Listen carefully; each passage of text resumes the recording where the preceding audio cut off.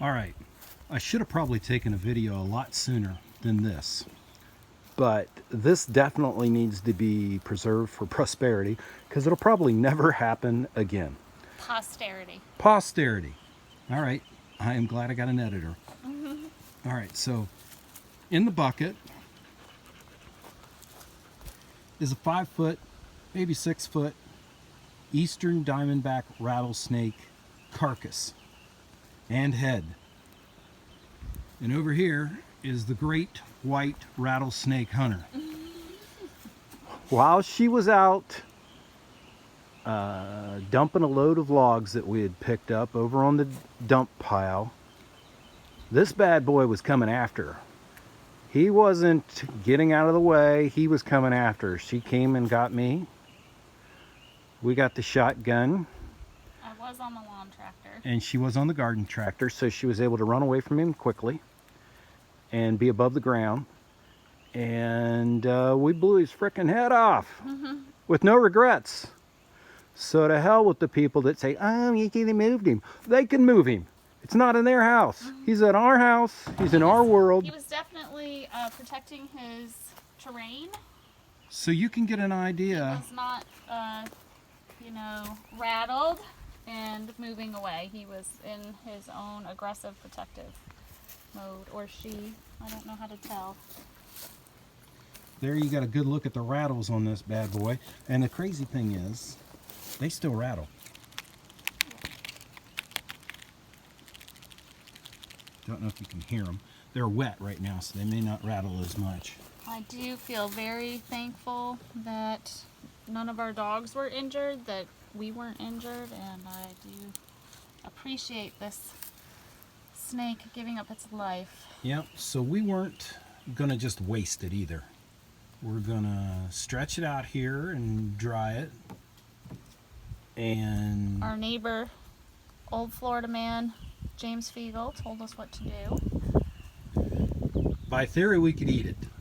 There's not a whole lot of meat though. It's not that big of a snake.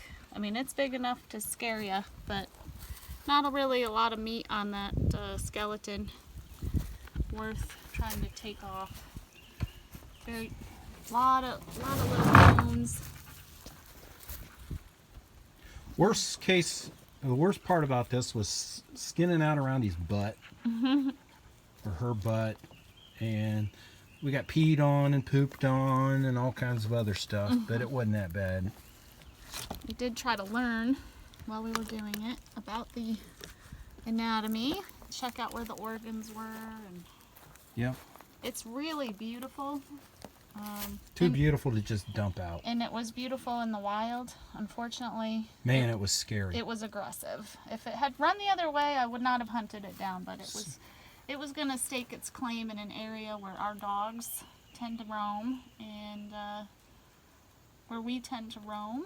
So when Billy came and got me, I was out bushwhacking with the weed whacker in an area that would have been way more likely to have these snakes in. And she's like, you need to come here. There's a 6, or she said a 4 foot. I said 4. I didn't want to He was over-exaggerate. way bigger than that. And Well, you so can see when he I said, stretched out here. get the shotgun and let's go. So we went out and couldn't see him at first. And she said he was laying right out here. So we thought he was in the brush pile, and we got a big stick and was poking in the brush pile. He wasn't there, and I looked up and I saw his tail. So I saw just about that much right there. I saw the rattle. He wasn't rattling. And then I looked for his head, and I went down and down and down and down. It kept getting closer to me and closer to me and closer to me. And there was his head down there, and he was looking right at us and moving towards us. And about that point, kabooey! And he still was moving a little around too much for my liking. Kabooey! And he moved no more. But he moved quite a bit even after he was dead. I mean, even when we took him over to James's, he was moving around in the back of the pickup truck, involuntary or not. It's still not a good feeling.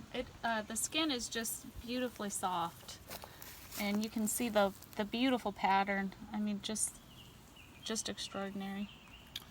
Well, I'm a little sad. But yeah. In the meantime, We've stretched it out here and gonna dry it, and I'm gonna let you go. It's about 5 minutes, but what an adventure.